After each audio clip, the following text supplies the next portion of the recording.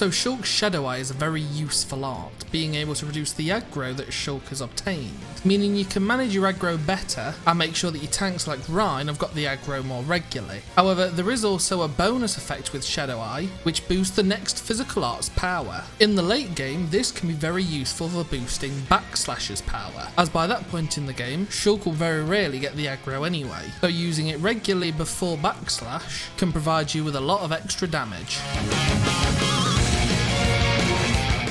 So every move in the game generates aggro. However, there is a special type of aggro as well called volatile aggro, and Reyn uses this a lot. The difference with volatile aggro, or the main difference, is that it dissipates over time, meaning that slowly that aggro will disappear and you'll lose the targeting. The best example of volatile aggro is Reyn's Mad Taunt, as this loses aggro over the duration of 30 seconds. This means it can be pretty effective for taking the aggro very quickly. However, if you're thinking long term as well, then you might want to use some different arts to get instant aggro that will be permanent. Keep in mind as well, some auras increase the amount of aggro generated by Mad Taunt. So Sharla's Shield Bullet art is a very useful ability, being able to act like a pseudo Monado shield, as it'll absorb damage up to a certain point of what's going to be dealt, meaning in a lot of circumstances it can save party members. It can also absorb various types of damage, including but not limited to spike damage, sacrifice damage, damage over time, talent arts and HP absorb arts. So it's a useful art to keep equipped to Sharla, which might just save your life.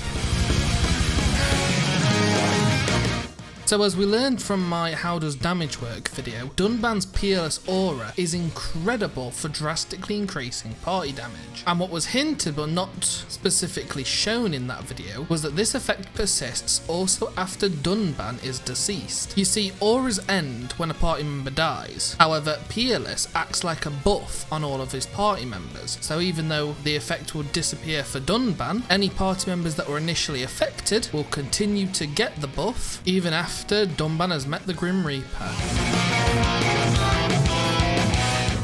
So if you've played the game for any length of time, you're probably aware that ether attacks are able to deal damage to Mechon without the use of an anti-Mechon weapon. And although this is true, there is a little bit more to it. You see, when using a normal weapon against a Mechon, all ether attacks will actually be cut in half, meaning you'll still be doing reduced damage. Therefore, it's not the worst thing in the world to actually get Melia or Sharla's anti-Mechon weapons, so they can continue to deal full damage at all times to all Mechon. This can be particularly useful if you're having trouble against Ancient Daedala.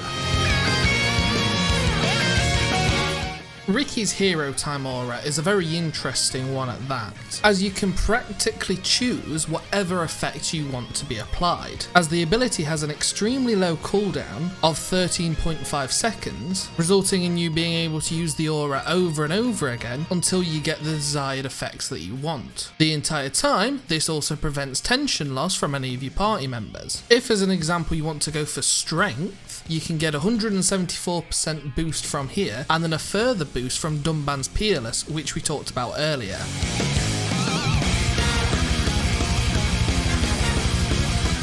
So in my opinion, one of Fiora's most underrated art is her power and ether drain, being able to reduce the enemy's damage and boost her own drastically. But which one should you use? Well, Fiora only has 3 ether arts, and she has 5 physical arts. Not only that, but auto attacks also count as a physical art. So my vote is use power drain. It'll give you a flat boost of 20% strength when hitting one enemy, and give an additional 5% per every enemy after the initial one, meaning Fiora can get some real strength whilst also supporting her teammates. Alternatively though, all of her ether arts are AoE, so with enemies en masse, it might be better to go for the ether option.